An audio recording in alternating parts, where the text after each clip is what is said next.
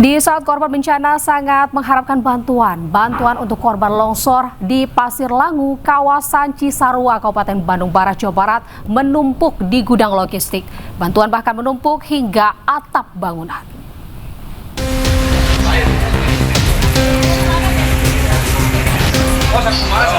Inilah gudang penyimpanan barang yang terdiri dari berbagai tumpukan jenis barang yang menjadi bantuan untuk korban longsor di Pasir Langu, kawasan Cisarua, Kabupaten Bandung, Jawa Barat. Jumlahnya diperkirakan ribuan jenis barang, mulai dari kebutuhan pokok hingga alas tidur dan pakaian bekas. Sebagian besar bantuan ini sudah didistribusikan, sementara sisanya akan disalurkan bagi korban pasca pemulihan bencana. Gudang 1 berarti adanya di desa itu untuk pembagian semua. Gudang 2 adanya di Abis.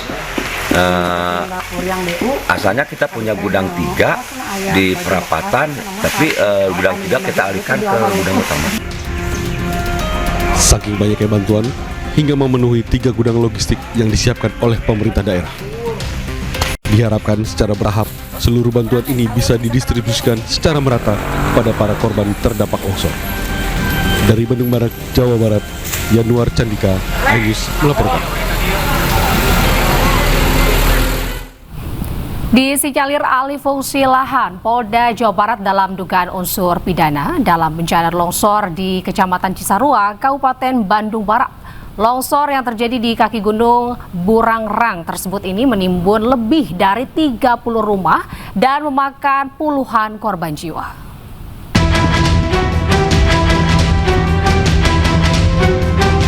Polda Jabar mendalami dugaan unsur pidana dalam bencana longsor di Kecamatan Cisarua, Kabupaten Bandung Barat yang terjadi pada 24 Januari 2026.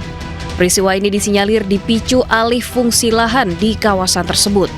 Longsor yang terjadi di kaki gunung Burangrang ini menimbun lebih dari 30 rumah di 2 wilayah, yakni Kampung Pasir Kuning dan Kampung Pasir Kuda, Desa Pasir Langu. Selain itu, lokasi longsor dikelilingi lahan pertanian sayur dan bunga yang digarap warga sekitar. Kabid Humas Polda Jabar menjelaskan pihaknya telah berkoordinasi dengan berbagai pihak untuk mendalami dugaan alih fungsi lahan yang perlu didalami lebih lanjut. Kita masih proses penyelidikan lah, masih diskusi panjang kira-kira apa pengalihan fungsi lahan tadi itu ya, masih kita dalami sementara. Kalau polisi sendiri sudah ada? Belum, tidak ada. Belum. Jika melihat kondisi di sekitar lokasi kejadian, terdapat aktivitas pertanian di kaki Gunung Burangrang. Namun polisi belum bisa menyimpulkan apakah aktivitas tersebut melanggar aturan atau tidak sebelum ada kepastian mengenai batas wilayah. Dari Bandung, Jawa Barat, Yanuar Candika, iNews melaporkan. Kita ke informasi lainnya pemirsa, seorang pemuda di Kabupaten Pati nekat bakar rumah orang tuanya lantaran terlibat konflik keluarga. 2 rumah ludes terbakar dan diperkirakan kerugian mencapai ratusan juta rupiah.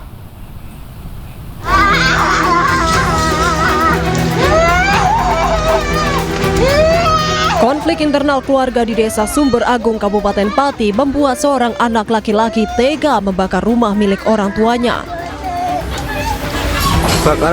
Kejadian bermula saat terjadi cekcok antara pelaku dan orang tuanya hingga membuat pelaku emosi melakukan pembakaran rumah berjenis limasan tersebut. 1 unit mobil pemadam kebakaran langsung diterjunkan ke lokasi kejadian. Setelah melakukan aksi pembakaran, pelaku kemudian menyerahkan diri ke Polsek Jaken. Kebakaran di Dukuh Pohlanda, Desa Sumber Agung, RT 1 RW 4 Jaken.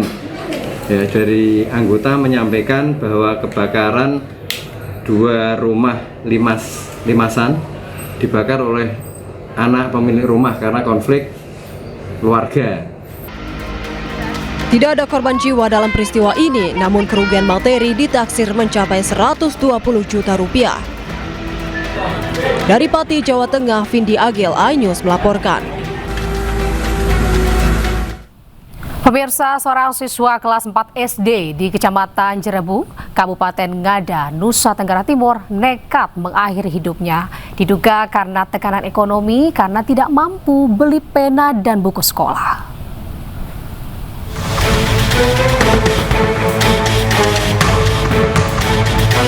Seorang siswa kelas 4 SD di Kecamatan Jerebu, Kabupaten Ngada, Nusa Tenggara Timur, nekat mengakhiri hidupnya di pohon cengkeh dekat kebun milik neneknya. Korban nekat mengakhiri hidupnya diduga karena tekanan ekonomi dan tak mampu membeli perlengkapan sekolah berupa pena dan buku. Saat melakukan olah TKP, polisi menemukan sepucuk surat salam perpisahan yang ditulis korban untuk ibunya. Jasad korban langsung dievakuasi ke rumah sakit untuk divisum. Kalau keseharian yang kami tahu ini tetangga, ini anak ini tidak tahu lagi, mungkin dia juga terasa beban hidup terlalu tinggi karena tiap hari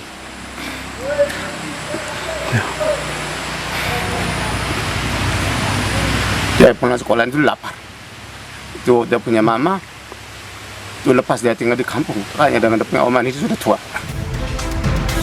Sementara menurut Kepala Dinas Pendidikan dan Kebudayaan Kabupaten Ngada, Elisius Kletus Watu Ngada, pemerintah akan terus memberikan perhatian terhadap kebutuhan pendidikan para pelajar dari keluarga kurang mampu.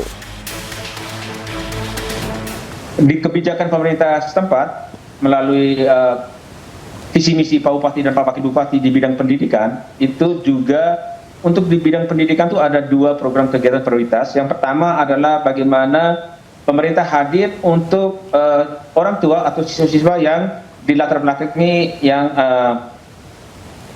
ekonomi menengah ke bawah melalui program PIP daerah.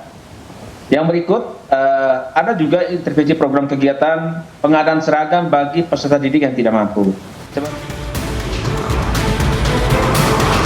Ia juga mengatakan kasus anak atau remaja yang mengakhiri hidupnya perlu dikaji lebih lanjut dan menjadi perhatian serius.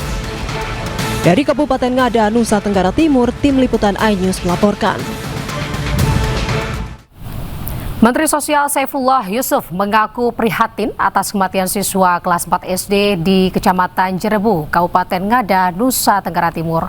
Gus Ipul tegaskan, kejadian ini akan jadi perhatian serius pemerintah, pentingnya perlindungan layak bagi warga miskin. Tentu kita prihatin dulu ya dan turut berduka. Yang kedua, ya tentu ini menjadi perhatian, menjadi atensi kita bersama. Ya tentu bersama pemerintah daerah. Kita harus memperkuat pendampingan, kita harus memperkuat data kita. Ya, kita harapkan tidak ada yang tidak terdata. Ini hal yang sangat penting, saya kira kembali kepada data. Bagaimana data ini kita sajikan sebaik mungkin sehingga kita bisa menjangkau seluruh keluarga-keluarga yang memang memerlukan perlindungan, memerlukan rehabilitasi dan memerlukan pemberdayaan.